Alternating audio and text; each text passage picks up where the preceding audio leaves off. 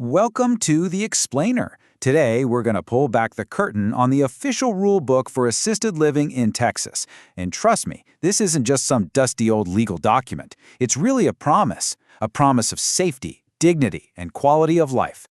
So you're looking for a new home for yourself or maybe for your mom or dad. The biggest question, the one that probably keeps you up at night, is this one. How do you really know? Well, the answer is in the official standards that every single facility has to meet. And Texas has a pretty direct answer to that big question. The Texas Health and Human Services Commission, or HHSC for short, they've laid out this incredibly detailed set of standards that every licensed facility in the state absolutely must follow. So let's break down what that actually means for the people living there. All right, so let's get into it. What exactly is this rule book? Well, the best way to think about it is like a blueprint for quality care. It's the set of non-negotiables a facility has to live up to if they want to keep their license. Officially, this whole thing is called Chapter 553 of the Texas Administrative Code. But what it really boils down to is setting the absolute minimum standards for, well, everything. The core idea behind it all is to protect a person's dignity and support their ability to age in place, which is so important. Now, here's where things get really practical. One of the first things this rulebook does is help you make that first supercritical decision, choosing the right type of facility for you or your loved one's specific needs. So the state has this official, legal definition, but here's the thing you've got to know. Not all assisted living facilities are the same. The rules actually split them into two main types, and knowing the difference it's crucial. And that brings us to the tale of two types, Type A and Type B. The biggest difference, and I mean the most important thing to understand, all comes down to one single question. Can a resident get out safely by themselves in an emergency? So let's break this chart down. A Type A facility, that's for folks who are still pretty independent. They can walk out on their own, they can follow directions if a fire alarm goes off, that kind of thing. But a Type B facility, that's built for residents who need more hands-on help. Maybe they need assistance getting from their bed to a wheelchair, or they need a staff member to guide them out during an evacuation. It's a really critical distinction. Okay, so you figured out whether you need a Type A or a Type B. What happens next? Well, the rules lay out a really clear three-step admission process. This isn't just about signing papers. First, you have to get a disclosure statement. That's basically the facility's tell-all document. Then a doctor has to sign off.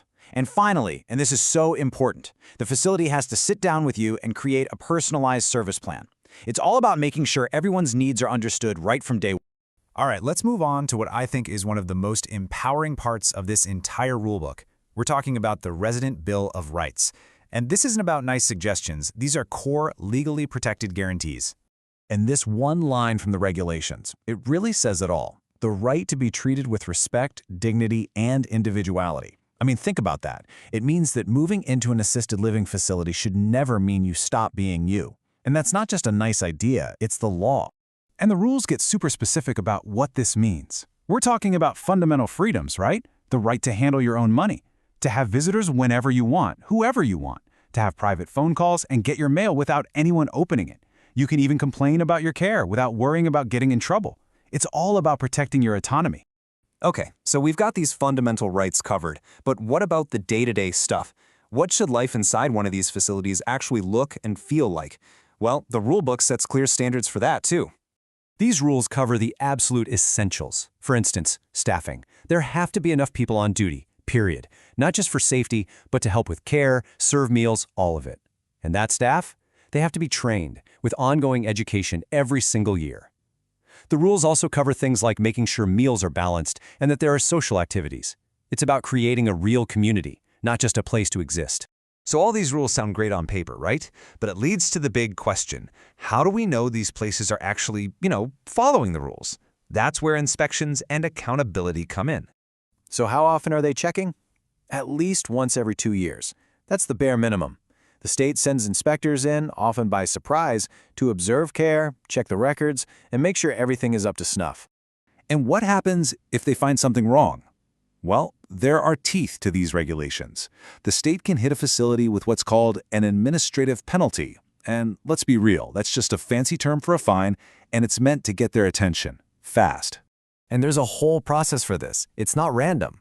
First, the inspectors write up the violation. Then, the facility has just 10 working days, that's not a lot of time, to submit a formal plan to fix it. The state can then come back to make sure they actually did what they said they were going to do. And if the problems continue, that's when the big penalties can kick in, and they can even go after the facility's license. So after all this, here's the real takeaway. Knowing these rules exist completely changes the game for you. You're no longer just a passive customer on a tour. You're an informed advocate. Instead of just asking about the lunch menu, you can ask, hey, can you show me your latest state inspection report? Knowing the rules gives you the power to find not just a facility, but a true home.